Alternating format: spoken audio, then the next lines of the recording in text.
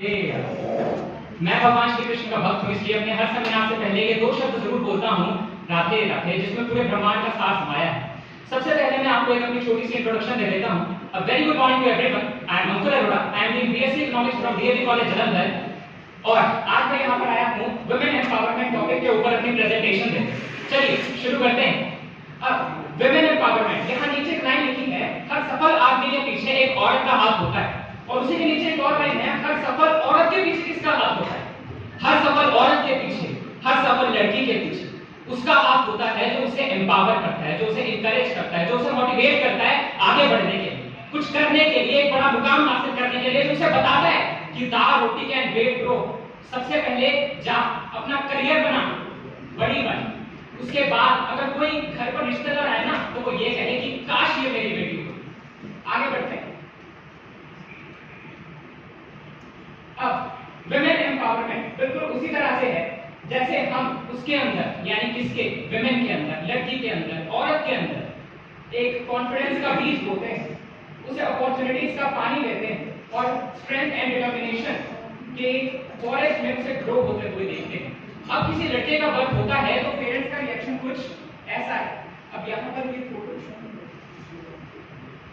यहाँ पर मैंने एक पिक्चर लगाई थी, I don't know why show नहीं हो रही है। यहाँ पर एक पिक्चर थी जहाँ पर जो पेरेंट्स हैं वो काफी खुश हो रहे थे अपनी बेटी को, या फिर काफी खुश हो रहे थे अपने बेटे को जन्म लेता देख। पर यहाँ पर एक गर्ल चाइल्ड का जब बर्थ होता है, एक गर्ल चाइल्ड का जब बर्थ होता है, उस टाइम पेरेंट्स का रिएक्शन यहाँ पर कुछ ऐसा है। तो यहाँ पर मेरा सवाल है, क्यों?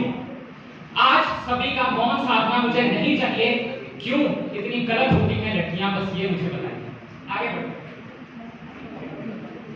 अब मॉरल सपोर्ट फ्रेंड्स, यहाँ पर हमें एक बात जानने वाली है, अगर कोई लड़की कभी किसी लड़के के साथ बैठी होती है तो वहां पर क्यों ये थॉट दिमाग में आता है कि आखिर इनका कोई अफेयर ही चल रहा होता है, या फिर ये रिलेशनशिप में क्यों? देखो, एक लड़की का जो फ्रेंड है वो लड़का भी हो सकता है और एक लड़की भी हो सकती है। अगर कोई लड़की फ्रेंड है तो ठीक है, पर लड़का है तो परसेप्शन गलत बनाने लग जाते हैं, जिस वजह से वो किसी लड़के के साथ बैठना ही अनकंफर्टेबल महसूस करती है, सोसाइटी में आगे बात नहीं कर पाती, इंट्रोवर्ट बनके रह जाती है, पीछे रह जाती है, तो आगे कैसे आ पाएगी? तो यहाँ पर हमें अपने परसेप्शन को चेंज करने की जरूरत है कि एक लड़का और लड़की कभी दोस्त नहीं हो सकते, इसे चेंज करो कि एक लड़का और लड़की कभी दोस्त भी हो सकते हैं। अब आगे एक मिथ कि men do not touch women's feet, जो मर्द है वो औरत के पांव नहीं छूते, सबसे बड़ा मिथ। अब ये तो कलयुग में ये बहुत ज्यादा प्रोमिनेंट हो गया है। क्यों? क्योंकि आजकल सब मानने लगे हैं कि स्त्रियों पैरों की जूती, उसको क्यों आगे बढ़ाना। उसके बाद यहाँ द्वापर युग की बात मैंने कही है, क्योंकि द्वापर युग में श्री कृष्ण इस मिथ को पहले ही गलत साबित कर चुके हैं। द्वापर युग में उन्होंने कहा था कि अगर एक स्त्री देवी हो सकती है, उसकी पूजा की जा सकती है, अगर एक स्त्री मां हो सकती है तो उसके चरण क्यों नहीं धोए जा सकते। ये श्री कृष्ण ने पहले ही द्वापर युग में ही ये बात क्लियर कर दी थी, तो कलयुग में हम ये क्यों मान रहे हैं? तो इस सोच को, इस चीज को बदलने की जरूरत है। श्री कृष्ण ने हमें गर्ल्स की, विमेन की रिस्पेक्ट करनी सिखाई है। बॉय हो या गर्ल, विमेन हो या मैन, सबको सेम पर्सपेक्टिव से देखना सिखाया है। विमेन और गर्ल्स को उन्होंने हमेशा से एम्पावर किया है। उसके बाद अब मैंने अपनी जो पीपीटी है बिल्कुल सिस्टमैटिक वे में बनाई है। सबसे पहले हमने डिस्कस कर लिया कि आखिर विमेन एम्पावरमेंट है क्या, क्यों जरूरत है। उसके बाद अब हम देखेंगे कि आखिर विमेन एम्पावरमेंट में चैलेंजेस क्या आ रहे हैं, जड़ क्या है, क्यों नहीं हो पा रही, फिर इसको जड़ से उखाड़ देंगे। सबसे पहले जड़ क्या है, जो चैलेंजेस आ रहे हैं विमेन एम्पावरमेंट में इंडिया के अंदर खास करके, मैंने अहम 3 टॉपिक्स को लिया है, 3 मेन हेडलाइंस को लिया है। जेंडर बेस्ड वायलेंस सबसे पहले, अब डोमेस्टिक वायलेंस की जाती है, फिजिकल सोशल इकोनॉमिकली उन्हें अब्यूज किया जाता है, और उसके बाद भी कुछ वुमेन्स हैं जो अपनी आवाज नहीं उठा पाती, या तो फियर की वजह से या तो इनएडिक्वेट सपोर्ट सिस्टम्स की वजह से। अब यहाँ पर मैं एक एग्जांपल लेना चाहूंगा, एक सिनेरियो पकड़िए कि अगर कोई एक वुमेन किसी पुलिस स्टेशन में जाती है, डोमेस्टिक वायलेंस का केस करती है किसी के भी अगेंस्ट, चाहे वो उसका पति है या फिर उस पर कोई अब्यूज कर रहा है, तो वहां पर पुलिस उसकी मदद करेगी। सबसे पहले जो बंदा उसे अब्यूज कर रहा है, सबसे पहले वो उसे जेल में डालेंगे, उसे मारेंगे लॉकअप में, उसके बाद उससे पूछेंगे कि हाँ बेटा की गल। पर अगर यही इसका उल्टा सिनेरियो पकड़ लिया, अगर कोई लड़का वहां जाके कह रहा है या मर्द वहां जाके कह रहा है कि मेरी बीवी तुझे मार, तो आप खुद ही सोच लो कि ये किसके फेवर में रहेगा। तो विमेंस को समझने की जरूरत है कि सरकार उनकी मदद करना चाहती है, उसे मौका आगे बढ़ो, आवाज उठाओ। उसके बाद एजुकेशन डिस्पैरिटी होती है, उन्हें प्रॉपर एजुकेशन ही नहीं मिल पाती। एजुकेशन डिस्पैरिटीज में कई सारे स्कूल्स में एनरोलमेंट रेट्स में भी जेंडर गैप्स होता है कि वहां पर लड़कियां हैं तो उनकी लिमिटेड सीट्स हैं, लड़के हैं तो जितने मर्जी आ जाओ। उसके बाद चैलेंजेस जैसे कि early marriage, lack of sanitation facilities, जिनकी वजह से वो स्कूल जाना ही पसंद नहीं करते। तीसरा इकोनॉमिक इनइक्वालिटी, यानी इकोनॉमिकली भी काफी इनइक्वालिटी। जो वुमेन्स हमें कहा जाता है तुम बस घर बैठो और रोटी बनाओ, घर का ध्यान रखो, बाहर निकलने की जरूरत नहीं है, इंडिपेंडेंट बनने की जरूरत नहीं है, हमसे पैसे ले। इकोनॉमिकली इंडिपेंडेंट उन्हें बनाना पड़ेगा, तभी वुमेन एम्पावरमेंट होगी। अगर उन्हें फाइनेंशियली इंडिपेंडेंट ही नहीं बनाएंगे तो फिर डिपेंडेंट बने रहेंगे, तो वुमेन एम्पावरमेंट कहां से होगी? वो कहां से बढ़ेगी, वो कहां से बढ़ेगी? आगे बढ़ते हैं। अब मैं यहाँ पर सबूत भी लेकर आया हूँ कि वुमेन्स का आखिर कितनी पार्टिसिपेशन है डिफरेंट सेक्टर्स में। मैंने यहाँ पर मेनली एंटरप्रेन्योरियल सेक्टर को पकड़ा है। एंटरप्रेन्योरियल सेक्टर में अगर मैं ग्लोबली बात करूँ तो सिर्फ 25 से 33% ही ऐसी वुमेन्स हैं जो इसमें आती हैं और सक्सेसफुल हो पाती हैं। किसमें? एंटरप्रेन्योरियल सेक्टर में। और अगर ये तो मैंने ग्लोबली बात करी, इंडिया में बात करी जाए तो और भी कम है, सिर्फ 14 से 16% ही है। अप्रोक्सीमेट परसेंटेज की बात हो रही है, एग्जैक्ट वेरी कर सकते हैं।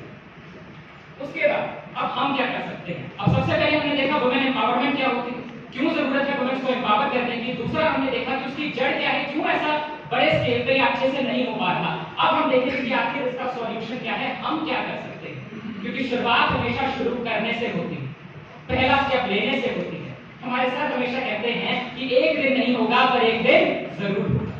तो इसलिए यहाँ पर व्हाट कैन वी डू, हम क्या कर सकते हैं? सबसे पहले तो उन्हें एजुकेशन प्रोवाइड करें, एजुकेशन के लिए उनकी फैसिलिटीज को बढ़ाएं।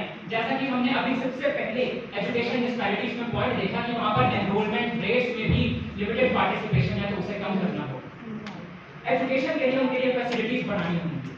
उसके बाद इकोनॉमिक अपॉर्चुनिटीज देनी होंगी, उन्हें भी फाइनेंशियली इंडिपेंडेंट बनना होगा, तभी कुछ हो पाएगा। उन्हें इकोनॉमिकली अपने आप को अच्छा करना होगा।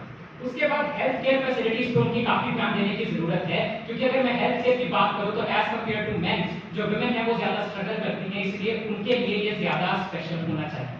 उसके बाद लीगल राइट्स, उन्हें अपने लीगल राइट्स के लिए अवेयर रहना चाहिए। अगर वो अपने लीगल राइट्स के लिए अवेयर ही नहीं रहेंगी तो फिर उन्हें कैसे पता चलेगा कि उनके राइट्स की वायलेशन हो रही है, और उसके लिए उन्हें आवाज उठानी है। उसके बाद encourage them to be financially independent, उन्हें फाइनेंशियली इंडिपेंडेंट बनने के लिए एनकरेज करो एंड हेल्प करो। उसके बाद यहाँ पर मैंने कुछ एग्जांपल्स दी हैं 3 डिफरेंट सेक्टर्स के अंदर कुछ सक्सेसफुल वुमेन्स। सबसे पहले एंटरप्रेन्योरियल सेक्टर में मैंने एग्जांपल दी है किरण मजुमदार-शॉ की। ये बायोकॉन लिमिटेड की चेयरपर्सन एंड फाउंडर हैं, जो कि बेंगलोर बेस्ड कंपनी है और ये इंडिया की मोस्ट सक्सेसफुल एंटरप्रेन्योर में से एक है। ये भी तो वुमेन है, ये भी कर सकती हैं, तो आप सब भी कर सकते हैं और हर एक वुमेन कर सकती है। उसके बाद टीचिंग सेक्टर के अंदर मैंने एग्जांपल ली है डॉक्टर शांता रंगस्वामी की, जिन्हें पद्मश्री से नवाजा गया है। ये एक इंडियन क्रिकेटर रह चुकी हैं और इन्होंने यंग गर्ल्स को हमेशा इंस्पायर किया है एज ए टीचर, मेंटर और स्पोर्ट्स एंड एजुकेशन में पार्टिसिपेट करने के लिए। उसके बाद मीडिया एंटरटेनमेंट में मैंने एग्जांपल लिया, जिन्हें तो सब जानते होंगे, माधुरी दीक्षित जी की। ये इनकी captivating dance performances and exceptional acting skills की वजह से जाना जाता है और ये बॉलीवुड की मोस्ट रिस्पेक्टेड एक्ट्रेसेस में से एक है।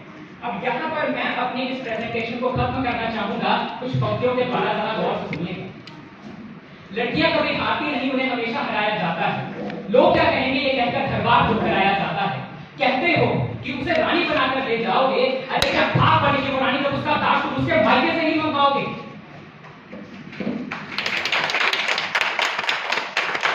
आपको इनका मौन साधना बस आज नहीं चाहिए। आखिर क्यों इतनी गलत होती हैं लड़कियां, बस ये मुझे बताइए। आखिर क्यों इतनी गलत होती हैं लड़कियां, बस ये मुझे बताइए। उनके थोड़ा आगे बढ़ने से क्यों जलन भाव ले आते हो? अरे ये वही मां बहन बेटी है जिनकी वजह से तुम दुनिया में आ पाते हो। आखिर मैं बस यही बात कहना चाहूंगा कि याद रखना वो नारी ही है जिसने ये संपूर्ण धरा बनाई है, वो नारी ही है जिसने ये संपूर्ण धरा बनाई है, और वो नारी ही है जिसने ये पूरी महाभारत रचाई है, एक पूरी महाभारत रचाई है। मेरी आपकी प्रेजेंटेशन को सुनने के लिए, मुझे सुनने के लिए, मेरी बातों को फील करने के लिए, इतना अटेंटिव रहने के लिए आप सभी का एक मुस्कुराहट के साथ हाथ जोड़कर दिल की गहराई से प्रेम पूर्वक सर झुकाकर बहुत बहुत